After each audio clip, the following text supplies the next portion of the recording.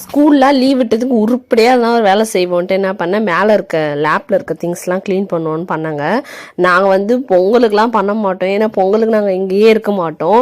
இதுமாரி எப்போல்லாம் free time இருக்கோ அப்போ தாங்க நான் பண்ணுவேன். அதுமாரி சமையல் கட்டில் கூட அந்த அஞ்சரை பெட்டி இதெல்லாம் க்ளீன் பண்ணுறது கூட அப்பப்போ தீர்ந்து போகிறப்போ வாஷ் பண்ணி அப்பயே ஃபில் பண்ணி வச்சுருவேன். அதுக்காக ஒரு நாள் எல்லாத்தையும் போட்டு என்னால் செய்யவே முடியாது, அதனால் அப்பப்போ அந்த வேலை செஞ்சுருவேன்.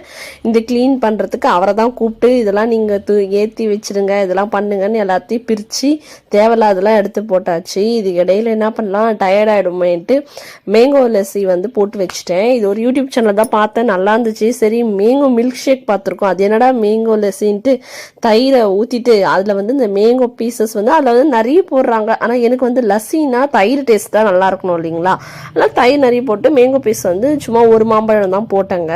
செந்துரா தான் நான் எடுத்தேன், ஏன்னா இப்போ சீசனில் அது ஒண்டி தான் நல்லா இருக்கும்.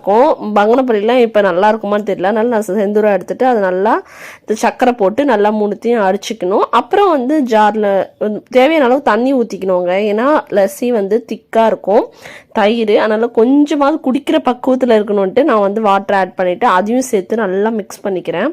மிக்ஸ் பண்ணிவிட்டு ஒரு இதுல கிளாஸில் ஊற்றிட்டு கார்னிஷிங்க்கு வந்து மேங்கோ வச்சுட்டு சில்லுன்னும் குடிக்கலாம், இல்லையா அப்படியே கூட குடிக்கலாம். நான் கொஞ்ச நேரம் இதெல்லாம் ரெடி பண்ணி வச்சுட்டு போயிட்டாங்க. ஏன் ஒரு கிளாஸ் போட்டேன்னு கேட்டிங்கன்னா, அவர் வந்து புது டிஷ்லாம் செஞ்சால் சாப்பிடுவாரோ மாட்டாரோ, அவரை நம்பி நான் 2 போட்டுட்டு அது யாரும் சாப்பிடணும், மறுபடியும் அதை நான் தான் சாப்பிட்ணும். சாப்பிட்டேன்னா மறுபடியும் உடம்பு சரியில்லாமல் ஆகும்.